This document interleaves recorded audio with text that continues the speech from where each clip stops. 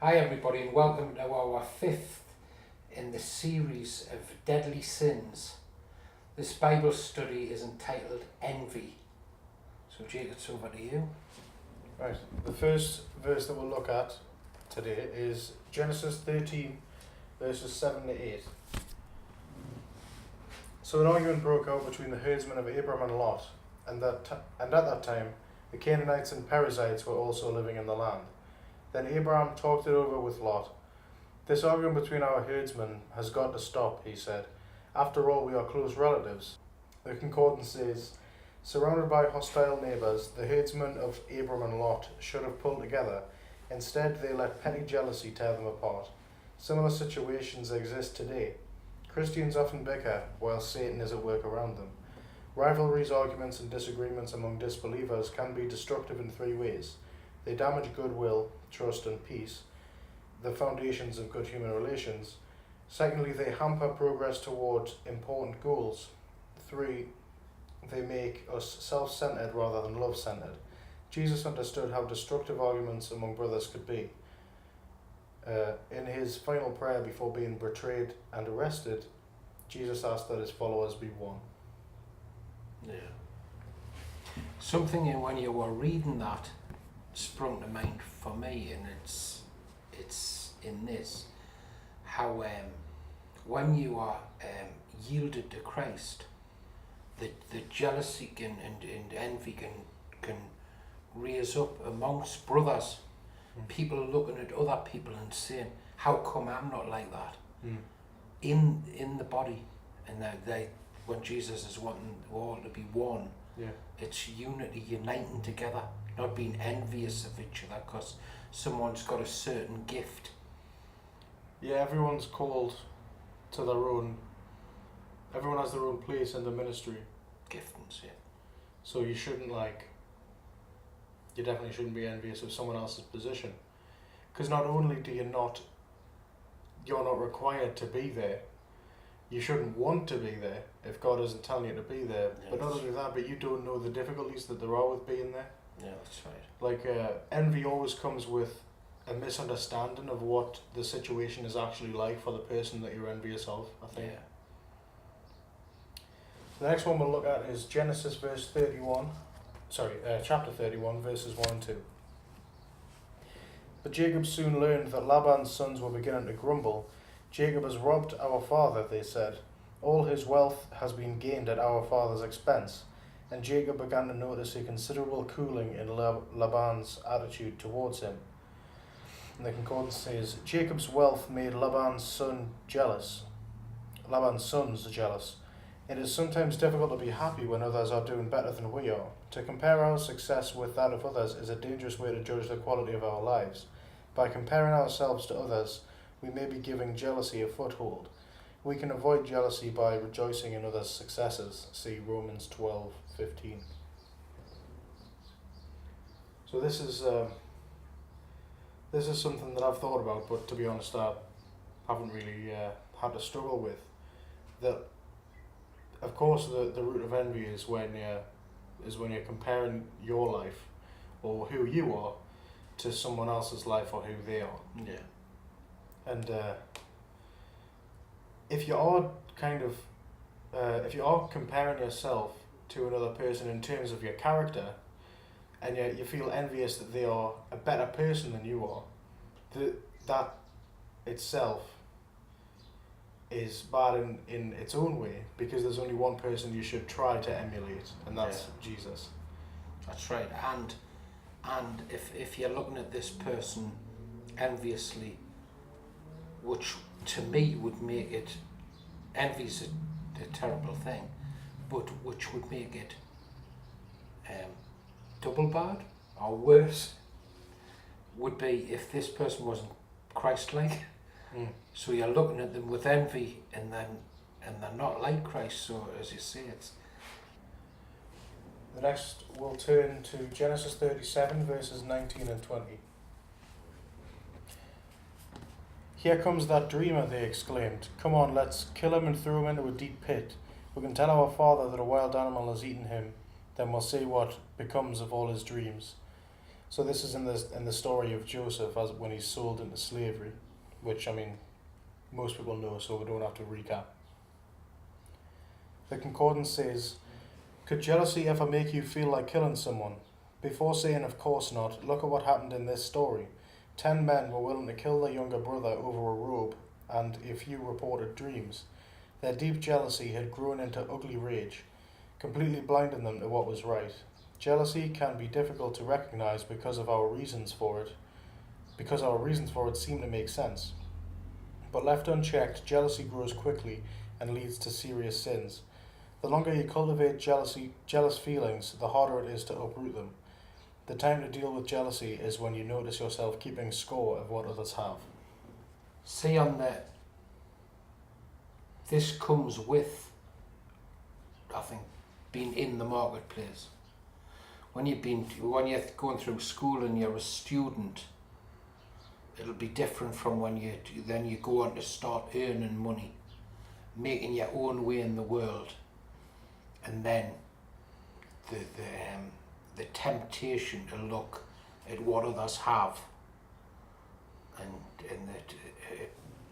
to get envious could, if you're not submitted to the Lord, could be a problem. That makes sense. Yeah, I suppose in my perspective, I've never really had to. It's different when I'm getting so much for free, essentially. Yeah. Like, so, I mean, I've got to pay it back, like student loans and everything. But it's I can see it would be a very different scenario when you're working for everything that you've got. Yeah. Envy could definitely find a foothold. Yeah. More so in that kind of scenario. Yeah. It's also it's also moves on to things like selfishness. I've worked for this, I deserve it. Yeah. So where they stack up on each other, the sins. It's but when we stay grounded in the Lord and yielded to the Lord, He'll deal with it. Yeah. Moving on to Exodus chapter 20, verse 17. "Do not covet your neighbour's house. Do not covet your neighbour's wife, male or female servant, ox or donkey, or anything else your neighbour owns." The concordance says, "To covet is to wish to have possessions of others. It goes beyond simply admiring someone else's possessions or thinking, 'I'd like to have one of those.' Coveting includes envy, resenting the fact that others have what you don't. God knows, however, that possessions never make anyone happy for long. Since only God can supply all our needs, true contentment is found only in Him. When you begin to covet, try to determine if a more basic need is leading you to envy. For example, you may covet someone's success not because you want to take it away from him, but because you would like to feel as appreciated by others as he is. If this is the case, pray that God will help you deal with your resentment and meet your basic needs."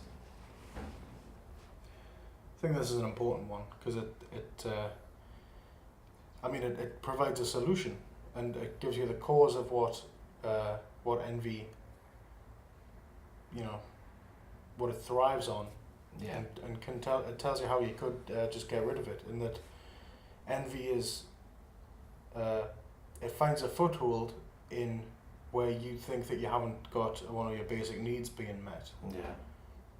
I think that's a very important thing, because as with the other sins, you've got to really analyze, why it is that you're sinning in this way.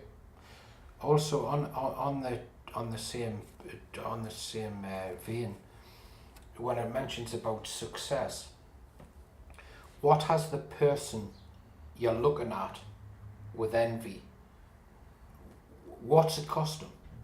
How hard has he either worked on it himself? If it was, say, your physique, he's worked and he's ended up with a superb physique, or he's worked and he's got this position, and we don't tend to look at that side of it.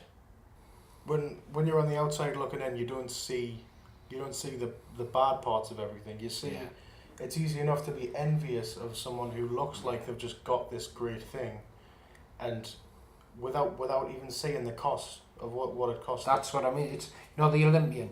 Yeah. The Olympian would, that up at 4 o'clock in the morning, see a swimmer, Yeah. and they're swimming and swimming and swimming, then they're going doing their schoolwork, then they're back to swimming, to swim. Eventually they get the prize. We can sit at home like a couch potato looking and thinking, well, I wish that was me. But the discipline that took them to get to where they are, Yeah. it's just to be envious of it. I'll never forget a story, actually. This might get the point across better. There was a world-class pianist lady, and and when she finished her recital, somebody said to her, "I would give anything to be able to play like you." She says, "No, you wouldn't." She says, "I've played every day for 10 hours a day as a child and my fingers bled. You wouldn't do it, or you would have done it." Yeah. Now we'll move right ahead to Nahum 1 verse 2. The Lord is a jealous God, filled with vengeance and wrath. He takes revenge on all who oppose him and furiously destroys his enemies. The concordance says, God alone has the right to be jealous and carry out vengeance.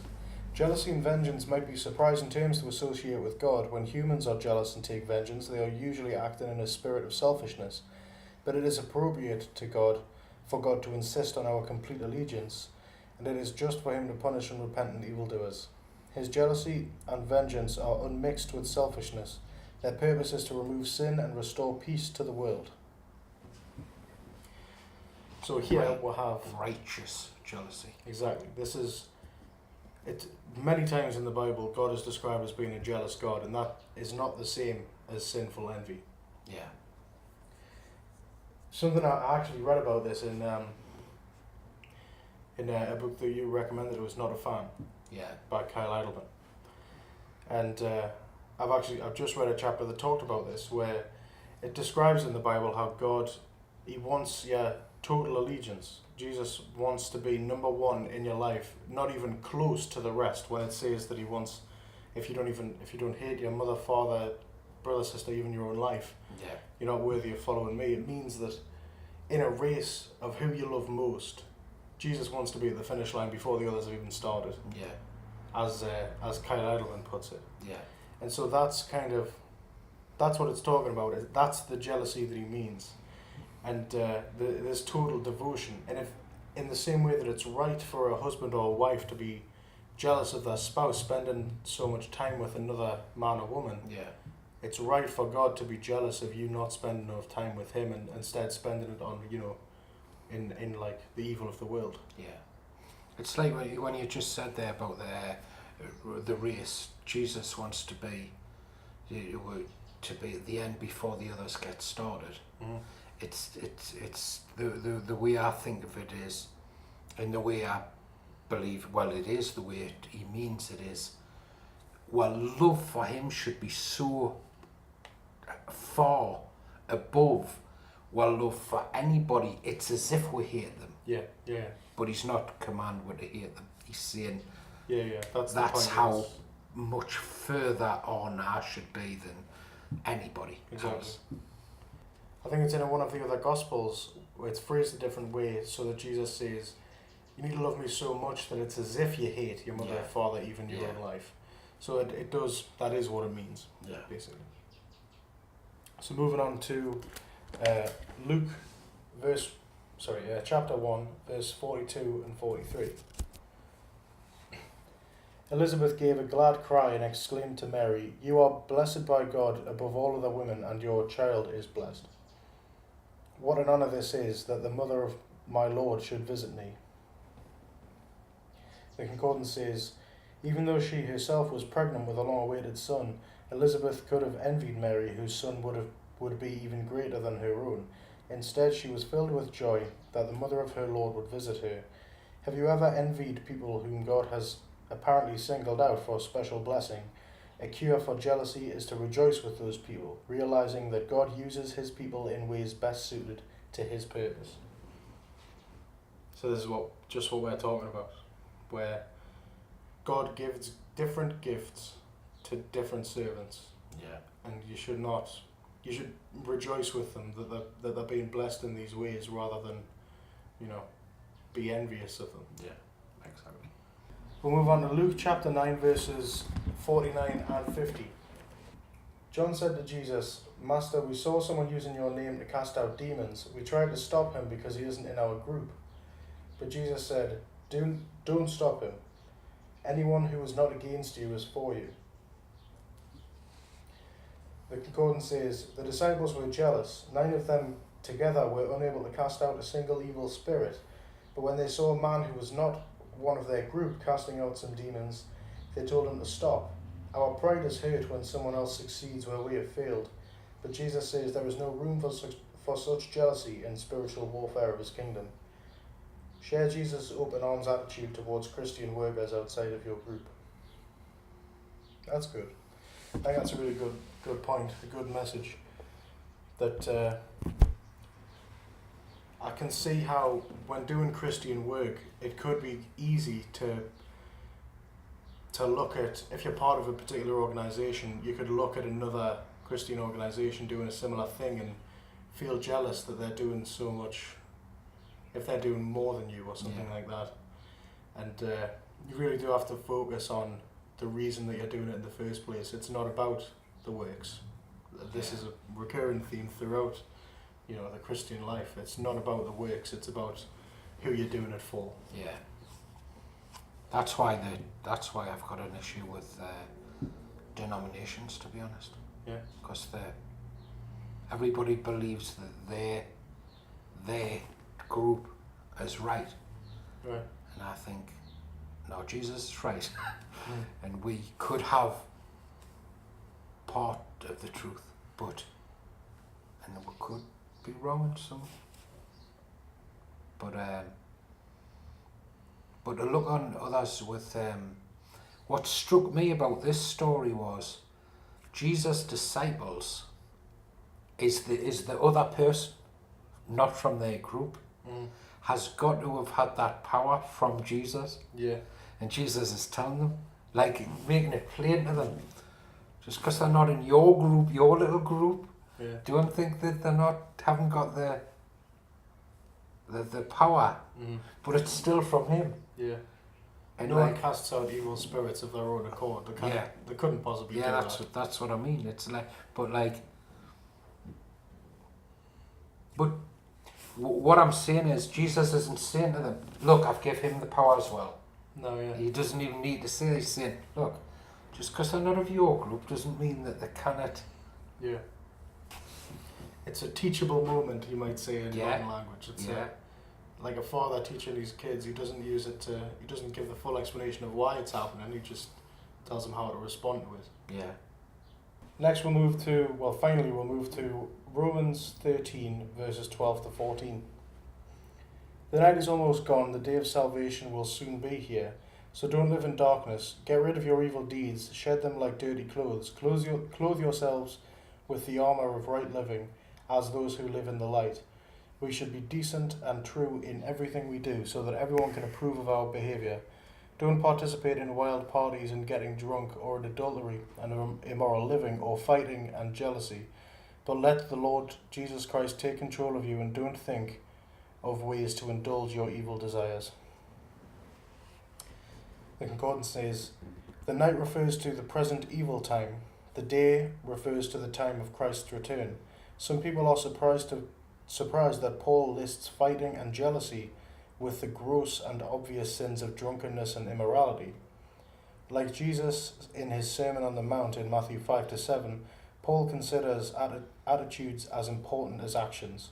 Just as hatred leads to murder, so jealousy leads to strife and lust to adultery.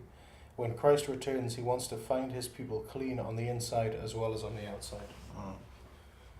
So this speaks to the clear theme throughout, especially in Jesus' teachings, as it says here, that even though we tend to categorize sins of the thought, inward sin, as less important than outward sin, Jesus equates they are just as bad as each other. Yeah. Like it describes how even looking at someone in lust is as if you've committed adultery. Yeah. It is as bad.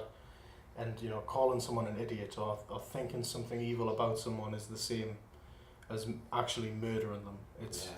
I mean, that's severe. That is really severe. And Well, what we can't get also- away from that. Also, when he says every liar will take their place in the lake of fire, Yeah.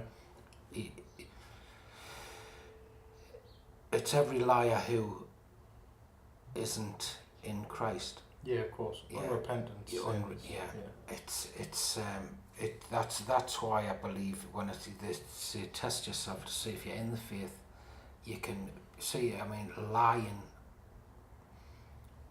I believe that if you weren't of God, you would be sitting there now, but lying. It doesn't really matter though. It doesn't really mean, like, and he really does mean. Yes, he does mean that.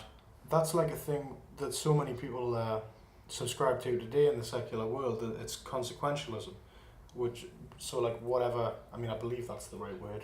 Forgive us if it's not, but it's that something can only be wrong if it actually leads to something bad happening. Right. So like if you tell a lie to someone, that might not manifest itself in anything bad actually happening. What flies straight in the face of that kind of idea is that God is a moral standard. The morality of something isn't based on what happens as a result of it. Is the will, the perfect will of God allowing? Well, I mean, he's allowing, but is he for that or is he against it? Yeah. And when God is against lying, it doesn't matter what happens because of the lie. The lie is bad. Yeah, It's sinful. It's like what sprung to my mind when you spoke there was where people will try and defend themselves. They say, well, the scripture is there's no justification in sin. Yeah. However, people try and justify themselves by saying, well, we're not harming anybody. Yeah, exactly. Nobody's getting harmed. No, but they are though. It is bringing harm. It's even if it's only harm to the person who's doing the sin. Mm. If somebody's lying, that sin is eating away at that person. Yeah. Because it brings death. Furthermore, in the theme of lying, I know this is departing from envy, but there's a guy on YouTube that I know of called Jordan Peterson who I think he's a Catholic, but I watch him for his he does videos on psychology and things like that, and I saw he did one video where he's talking about how when you choose to tell the truth, you bring about clarity in the world. Everyone that you tell the truth to now has a clearer understanding of reality, of what's going on. If you choose to tell a lie, you are then you're then sowing confusion to the people that you're talking to, because then they at some point could come up with could find information that's contradictory to what you said, and so that can just spiral and spiral and spiral, and you can end up telling more and more lies, and you just end up with this massive, ball of string of lies and just confusion and between you and everyone that you've been telling lies to. And so even though there might not be any immediate consequence of lying, in the same way that there might not be any immediate consequence of jealousy, it just puts into the world sin, just badness. And the author, and we all know who the author of confusion is. Exactly. Well, thank you for listening, everybody, and watching. We hope you've been blessed by this message today. And we'll see you all soon. I'll hand you over to Jake, and God bless. Thank you very much for watching this video. If you'd like to see the rest of our Bible studies, you can click on the playlist. It's going to be somewhere over there. Also, if you'd like to subscribe to the channel and get the whole load of updates that come whenever we upload a video, you can do that as well. Or you can just check out some of the other videos that we've got already uploaded on the channel. Thanks for watching, and we'll see you next time.